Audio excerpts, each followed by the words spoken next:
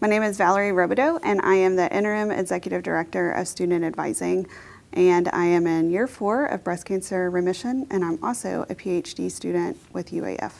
Well, I am a Southern girl, born and raised in Louisiana, and that's where I spent most of my time after finishing my master's degree, and worked at a little college there named Centenary College, which happened to be my undergraduate alma mater. Worked there for almost 10 years, actually, and then moved for a short time to North Carolina, and we moved to Alaska pretty quickly after that for an opportunity with for my partner's work. And I was given an opportunity to kind of think through, do I want to continue my career in higher education, or do I want to do something different? And after taking some time to get our kids adjusted to living in Alaska and just kind of adjusting to that ourselves, I happened upon, a job announcement for UAA and applied for it on a whim, and then received a call and interviewed and got it. And so that's when I began my time here at UAA. So that was in 2017. And really got in quickly with the developments happening around student success, and was able to work for our Vice Provost for Student Success at the time, Claudia Lampman, and we launched the first year advising program. And that was really fun and amazing. I was actually tasked to hire about 8 people with one posting over the summer. And once I got everybody in place and we got that department off the ground and running to help first year students become advised and enrolled in classes and things like that.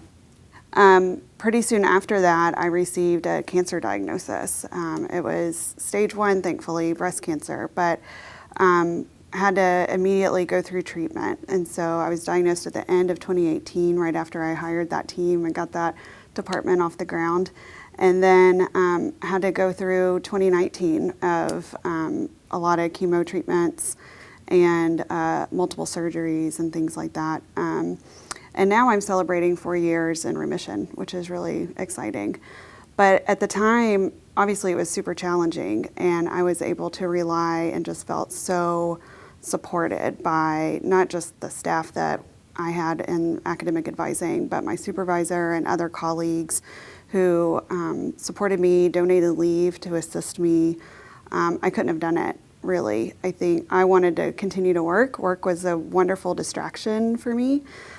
So I enjoyed being able to work and continue to also take time off as I needed to go through treatment. But I found UAA to be incredibly supportive of me and my health and my cancer journey. And now I've actually walked through a couple of colleagues who have had recent diagnoses over the last couple of years, and it's been a tremendous blessing to be able to give back in that way and to walk alongside other people who are going through treatment.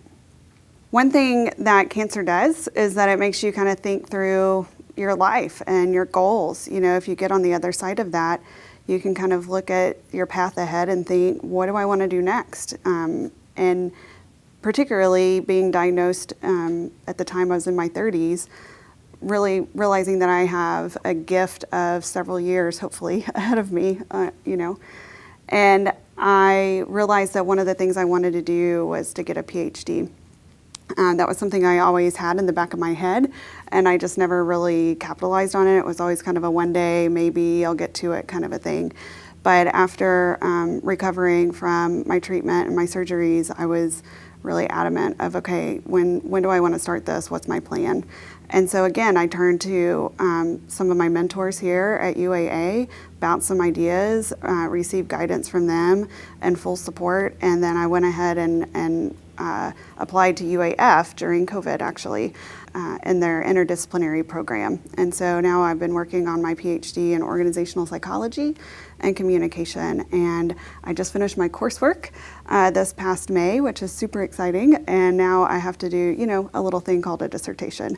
So I still have some time ahead of me, but I'm just really fortunate through the mentorship that I've received here, through the opportunities of the UA system at large, and also the tuition opportunities for employees that UAA has provided.